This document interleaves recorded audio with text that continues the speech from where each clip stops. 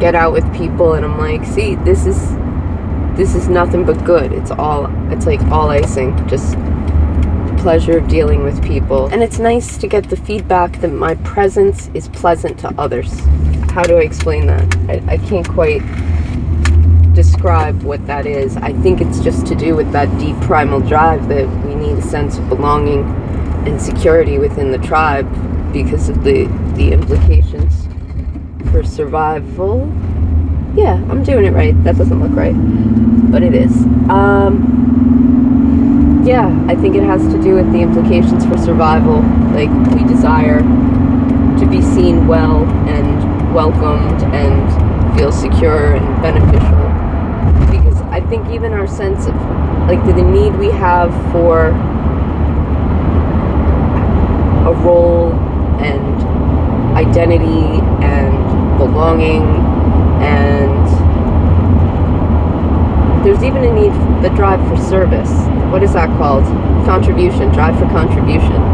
And I think all of those relate to being secure and provided for within your tribe and not being out there in the wilderness with, like, you know, a loincloth and a sharp stick. And yeah, I think that part of me gets to close the loop when I go out and people enjoy me. Like, it's not ego, it's like a deep feeling of like, yay, I'm with people and it's okay. Like a little kid, just like, you know, you ever see a little kid get scared and then like their folks or someone like they're bonded to comes to get them and they're instantly like, oh, I feel that. That's the thing I feel. And I think it's a lot about being able to find the ways in which we can connect to that it's mutual. We're not we don't become parasitic and we don't allow others to predate upon us if we find those healthy ways of establishing even just casual passing connection. It's important. We think the only connections that matter are the deep, intimate ones. And there are times where you need your people and 100 strangers aren't going to make up for one friend. But day to day, in the way of, imagine the soul needs certain nutrients, that there should be like an RDA requirement, that daily allowance of general human interaction that gives the positive feedback, that you feel better and you can see that you've left people smiling or thinking or like just feeling some pleasant energy between you. And I think we underestimate how important that is now that we don't have a village with people we know and a town square where we gather and one faith we all practice, and these things that used to hold our savage butts together in some semblance of civilization and good order. And yeah, I find that just getting out to the stores and chatting with people and just trying to bring a good energy, it's very nourishing. And I would definitely recommend to people who are feeling lonely or isolated or outcast, whatever the struggle may be, take advantage of that. Not just to practice your people skills, but to give and receive in the moment to the benefit of what that has to offer. And I find it's better than so many things that really could.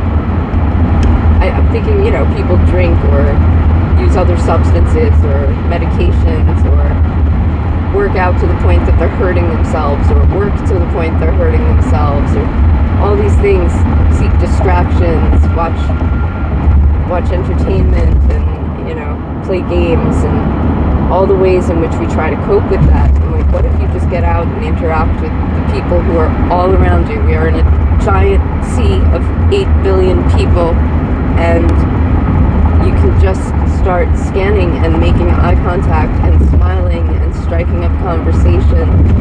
And I always feel better having gone out to run some errands, not just because I got my stuff done, but because I had the opportunity to connect for all that offers. And I'm grateful for having that skill, and I'd love to break down how it is I do that, and be able to maybe tell other people, here's a basic playbook.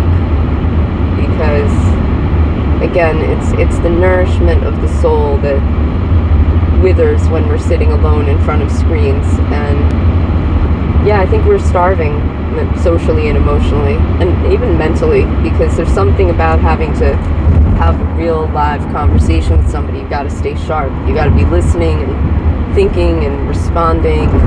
It keeps us engaged mentally as well, and we know that body-mind is basically a continuum, and while I'm busy trying to build up my body, I need to take care of those other less tangible aspects too.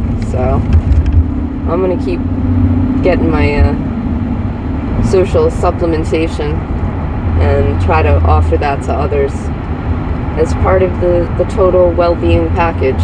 Let's see where that doesn't come out.